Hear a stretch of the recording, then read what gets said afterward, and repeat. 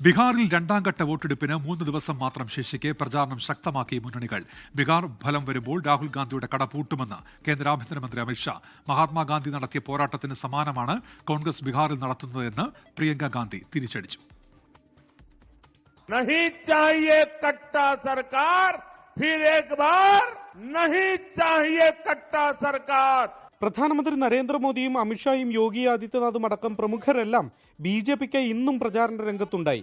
ആർ.ജെ.ഡിയുടെ jungle രാജിലേക്ക് മടങ്ങാൻ വോട്ടർമാർ അനുവദിക്കരുതെന്ന് പ്രധാനമന്ത്രി ആവശ്യപ്പെട്ടു. ടെലസ്കോപ്പ് വെച്ചാൽ പോലും കാണാത്ത വിധം മഹാസഖ്യം അപ്രത്യക്ഷമാകുമെന്ന് അമിത്ഷാ പറഞ്ഞു. അതേസമയം പട്നയിൽ അമിത്ഷാ ദുരൂഹമായി ചിലരുമായി കൂടിക്കാഴ്ച നടത്തുന്നതായി കോൺഗ്രസ് നേതാവ് പവൻ ഖേര ആരോപിച്ചു.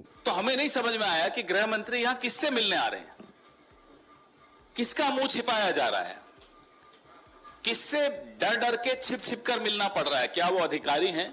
സംസ്ഥാനത്ത് ആദ്യഘട്ടത്തിൽ 65% മുകളിൽ വോട്ടിംഗ് നടന്നതായി തെരഞ്ഞെടുപ്പ് കമ്മീഷൻ ഔദ്യോഗികമായി സ്ഥിരീകരിച്ചു. ഉയർന്ന വോട്ടിംഗ് ശതമാനം ആരെ തുണയ്ക്കുമെന്ന ആശങ്കയിലാണ് മുന്നണികൾ. 24 പട്ന.